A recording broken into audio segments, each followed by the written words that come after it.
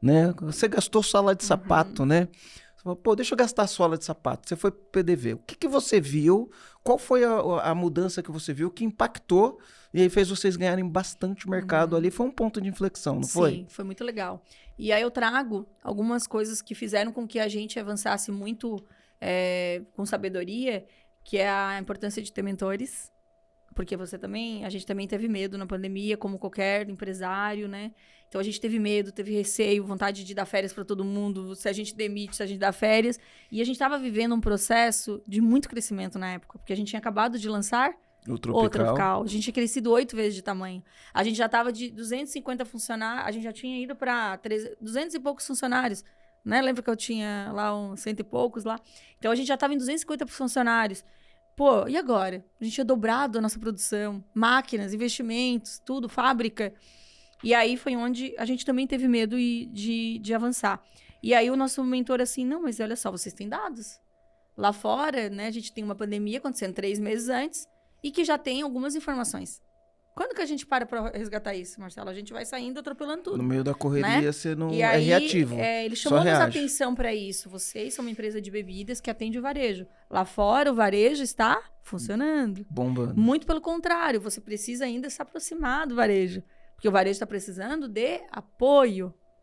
E o que ele está precisando agora que todo mundo vai sumir? Ele falou assim, né? Aí foi onde nós, em família, sentamos e dissemos, então a gente vai avançar. Então, de novo, um acordo.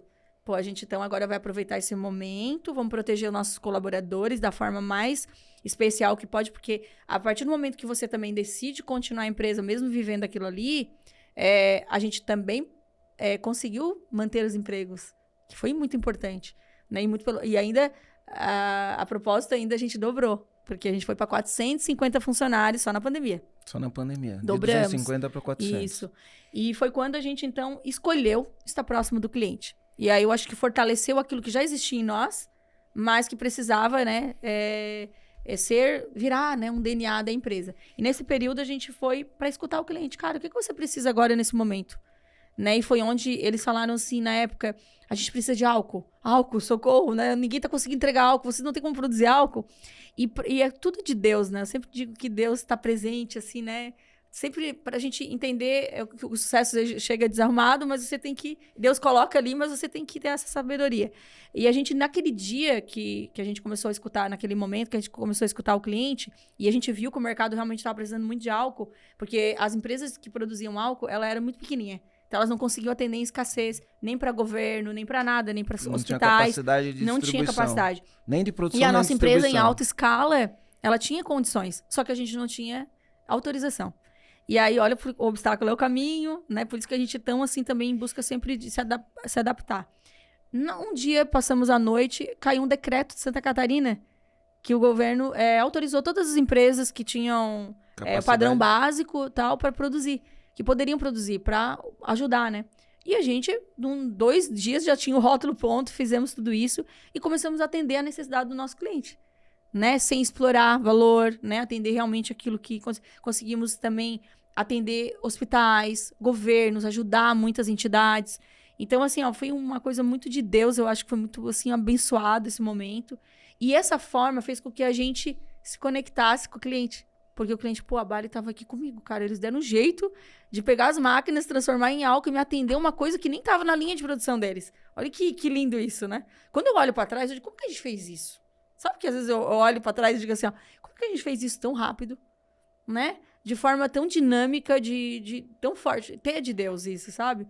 Em 2024 teve o problema no Rio Grande do Sul. Também, a gente Vocês virou também, as máquinas. Virou as máquinas. Tá dentro do nosso DNA, água, né? generosidade. Isso é muito do meu pai, assim, do sócio dele, são muito generosos. Então, visto como permeia sempre a resgate da cultura, que é uma coisa que a gente tem que fazer, e a gente perde. No crescimento, a gente vai se perdendo. E aí, nesse período, a gente começou a estar muito próximo do cliente. E olha que engraçado o que aconteceu.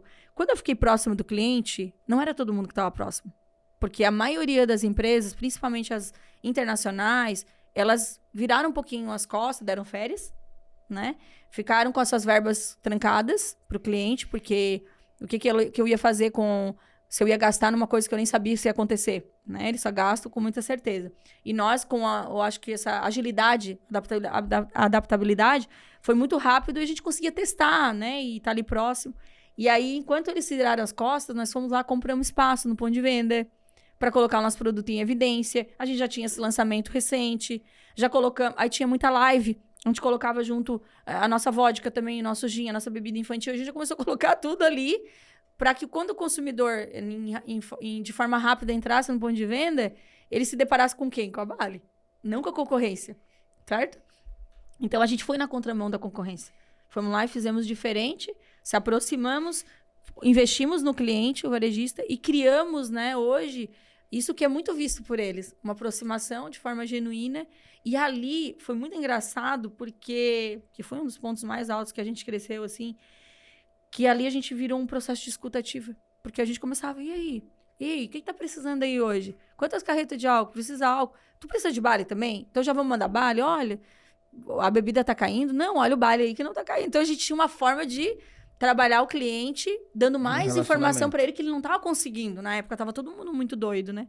E foi bem interessante porque a gente virou uma máquina de inovação. A gente escutou que a gente deveria lançar uma melancia, que foi através de um cliente que disse, na pandemia, vocês deveriam lançar melancia, vai estourar, porque lá fora do Brasil é um produto que tá o maior sucesso. Aí depois a gente lá lançou maçã verde, porque a gente escutou o barman que existia muita live.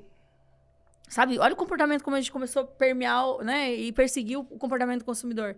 Muita live, e aí a maçã verde nasceu do barman, que dizia que era o que mais vendia ali, que ele mais fazia, aí a gente fez. Então a gente foi entregando, né? A gente foi entregando o que o consumidor queria.